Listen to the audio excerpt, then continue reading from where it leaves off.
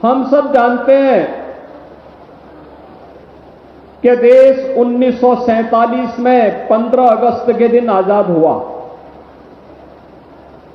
लेकिन आजादी अचानक हमें नहीं मिली। आजादी के लिए एक लंबा संघर्ष हुआ था। अलग अलग कालखंडों में हुआ यह संघर्ष इतिहास के पन्नों में आज भी हम जानते हैं, पहचानते हैं। उनसे जुड़े हुए स्थल आज भी हमारे लिए तीर्थ स्थल बनकर के एक नई प्रेरणा के स्रोत बने हुए हैं। आजादी की इस लड़ाई का केंद्र बिंदु यद्यपि पूरा भारत था, लेकिन जैसे कि उत्तर प्रदेश की अपनी एक पहचान है, भारत की आध्यात्मिक और सांस्कृतिक पहचान के प्रतीक उत्तर प्रदेश प्रथम स्वातंत्र समर 1857 के इस अभियान को भी लीड कर रहा था। मंगल पांडे ने बैरकपुर में जहां इसकी अगुवाई की थी, वहीं एक साथ उत्तर प्रदेश के अंदर कहीं गोरखपुर में बंधु सिंह के द्वारा, मेरठ में जहां इस पूरे अभियान को नेतृत्व दे रहे थे धन सिंह कोतवाल, कानपुर के बिठूर में इसको नेतृत्व दे रहे थे नाना साहेब और त्यात्या टोपे जैसे क्रांतिकारी, तो झांसी में महारानी लक्ष्मीबाई, जिनके नाम से ही ब्रिटिश हुकूमत कांपती थी, यह झांसी की रानी लक्ष्मीबाई झांसी में प्रथम स्वातंत्र समर को एक नेतृत्व प्रदान कर रही थी। आजादी की लड़ाई केवल वहीं थमी नहीं, लगातार जारी रही। बहनों और भाइयों, हम सब जानते हैं कि 9 अगस्त 1925 को इसी काकोरी में उस समय के महान क्रांतिकारियों पंडित राम प्रसाद बिस्मिल, ठाकुर रोशन सिंह, अस्फाउल्लाह खां, राजेंद्र नाथ लाहिड़ी, चंद्रशेखर आजाद और ऐसे तमाम क्रांतिकारियों ने उस दौरान एक रणनीति बना करके भारत के खजाने में डकैती डालने के उद्देश्य से ब्रिटिश हुकूमत के द्वारा भारत का पैसा जो ब्रिटेन ले जाया जा रहा था, इसी काकोरी में उस पैसे को रोक करके क्रांतिकारी गतिविधियों के लिए उस धनराशि का उपयोग हो सके और भारत की आजादी के लिए इस पैसे का सदुपयोग किया जा सके, इसके लिए काकोरी ट्रेन एक्शन की घटना को अंजाम दिया था। ब्रिटिश हुकूमत कांप गई थी। धनराशि तो थी 4,679 रुपया, लेकिन इन क्रांतिकारियों को गिरफ्तार करने, इन क्रांतिकारियों को सजा दिलाने के लिए ब्रिटिश हुकूमत ने उस समय धनराशि खर्च की थी 10 लाख रुपया। क्रांतिकारी पकड़े गए। पंडित राम प्रसाद बिस्मिल को गोरखपुर की जेल में बंद किया गया। ठाकुर रोशन सिंह, राजेंद्र नाथ लाहिड़ी, अस्फाउल्लाह खां को अलग अलग जेलों में गोंडा, फैजाबाद और नैनी जेल में बंद करके बिना सुनवाई किए ही इन्हें फांसी की सजा सुना दी गई।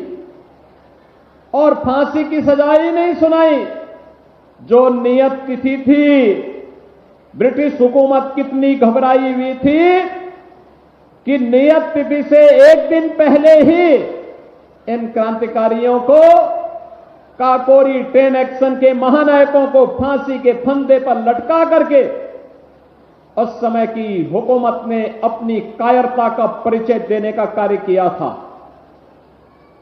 लेकिन उस समय इन क्रांतिकारियों को जब सजा भी दी जा रही थी, इन्होंने कभी भी ब्रिटिश हुकूमत के सामने हिम्मत नहीं हारी। इस पूरे आंदोलन को नेतृत्व प्रदान करने वाले पंडित राम प्रसाद बिस्मिल से जब पूछा गया, एक ही बात उनसे पूछा जाता था, जिस भी क्रांतिकारी से पूछा जाता था कि आखिर कोई इच्छा हो, ब्रिटिश हुकूमत से माफी मांग लोगे तो हो सकता माफी मिल जाएगी। उन्होंने कहा नहीं, जीवन पुष्प चढ़ा चरणों पर, मांगे मातृभूमि से यह वर, तेरा वैभव अमर रहे मां, हम दिन चार रहे न रहे। इस संकल्प के साथ इन्होंने मातृभूमि के लिए फांसी के फंदे पर झूलना स्वीकार किया, लेकिन ब्रिटिश हुकूमत के सामने झुकना स्वीकार नहीं किया। प्रधानमंत्री मोदी जी ने हमें आजादी के अमृत महोत्सव के वर्ष पर पंच प्रण की याद दिलाई। पंच प्रण केवल एक भाषण नहीं है, ये केवल शब्दावली नहीं है, यह हमारे जीवन का संकल्प होना चाहिए, ये जीवन का व्रत होना चाहिए। भारत को दुनिया की महाशक्ति बनाने के लिए, विकसित भारत की परिकल्पना को साकार करने के लिए, हर भारतवासी के लिए जीवन में जो 5 महत्वपूर्ण कार्य करने हैं, उनका अनुसरण किस रूप में करते हुए हम भारत को दुनिया की एक ताकत के रूप में स्थापित कर सकते हैं, इसका भी एक माध्यम है। और इसके लिए हम में से हर एक व्यक्ति के जीवन का ध्येय एक ही होना चाहिए, और ध्येय एक ही हो जो हमारे क्रांतिकारियों ने, स्वतंत्रता संग्राम सेनानियों ने जो संकल्प देश की आजादी के लिए लड़ा था, आज हमारे ऊपर वह दायित्व है कि भारत की इस आजादी को बरकरार रखने के लिए उस कालखंड में बलिदान की आवश्यकता पड़ी। आज हम अपने कर्तव्यों का पालन करते हुए अगर इसका अनुपालन करते हैं तो कोई कारण नहीं कि भारत दुनिया की एक बड़ी ताकत के रूप में न उभरे। भारत ने पिछले 10 वर्ष में अपनी एक शानदार यात्रा को आगे बढ़ाया है। शानदार यात्रा का परिणाम है 2014 में जो भारत दुनिया की 10वीं बड़ी अर्थव्यवस्था थी, आज वह दुनिया की 5वीं बड़ी अर्थव्यवस्था है। जो भारत आज 5वीं बड़ी अर्थव्यवस्था है, वह प्रधानमंत्री मोदी जी के नेतृत्व में वह भारत अगले 3 वर्ष में दुनिया की 3री बड़ी अर्थव्यवस्था बनेगा।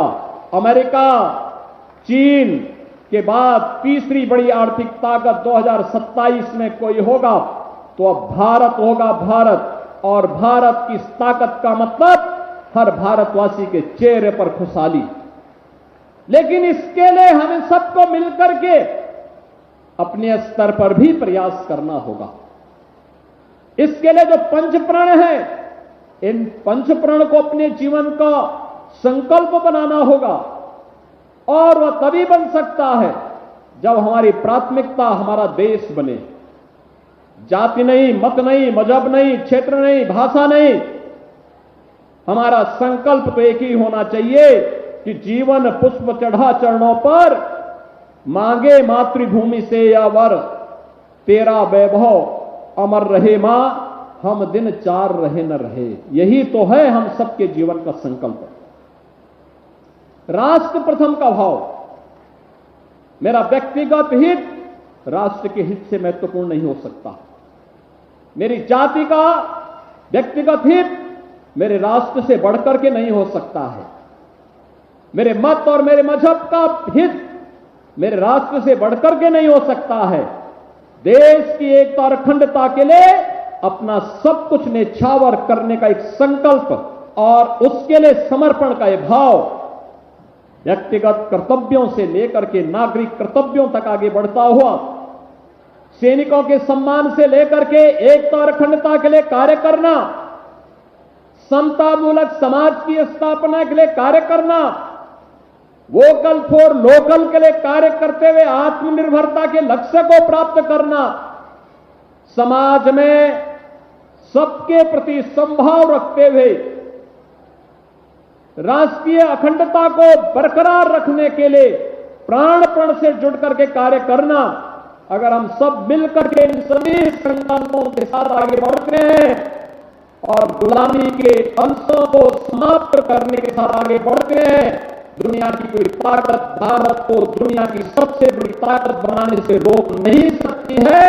अब भारत का समय आ गया है और भारत के समय के लिए प्रधानमंत्री मोदी जी ने इसलिए कहा था, इसीलिए आजादी के अमृत महोत्सव में प्रधानमंत्री जी ने कहा था कि यही समय है और सही समय है। हम अपने इन क्रांतिकारियों के प्रति कृतज्ञता ज्ञापित करने के लिए, उनकी स्मृतियों को नमन करने के लिए हम लोग इस अवसर पर इस वर्ष प्रारंभ किए हैं काकोरी ट्रेन एक्शन की शताब्दी महोत्सव का एक कार्यक्रम। आज ये समारोह प्रदेश भर में हो रहा है, हर जनपद में हो रहा है।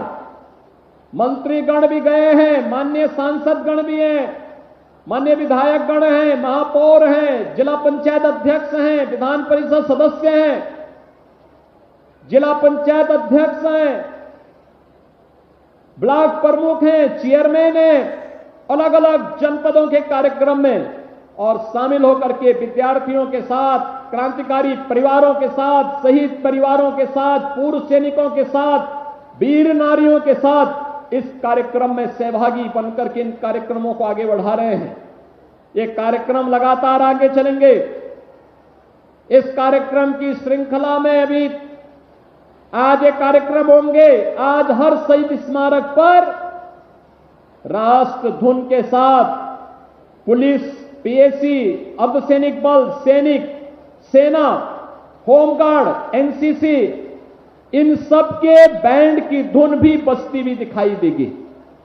ये अपने क्रांतिकारियों के प्रति, शहीदों के प्रति एक सम्मान का प्रतीक और एक कार्यक्रम लगातार चलेगा। 13 से 15 अगस्त तक हर घर तिरंगा का अभियान चलेगा। हर घर में तिरंगा, भारत की आन मान शान का प्रतीक, भारत का राष्ट्रध्वज हर घर के ऊपर फहराया जाएगा, हर संस्था के ऊपर फहराया जाएगा। और ये कार्यक्रम युद्ध स्तर पर चल रहा है। उत्तर प्रदेश में 4.5 करोड़ तिरंगा हर घर के ऊपर फहराने के एक बड़े लक्ष्य के साथ हम लोग आगे बढ़े हैं। और मुझे प्रसन्नता है कि यहां पर प्रदेश सरकार के साथ साथ सभी विभाग और जिला प्रशासन, सभी संस्थाएं मिलकर के इस कार्यक्रम के साथ जुड़ रही हैं।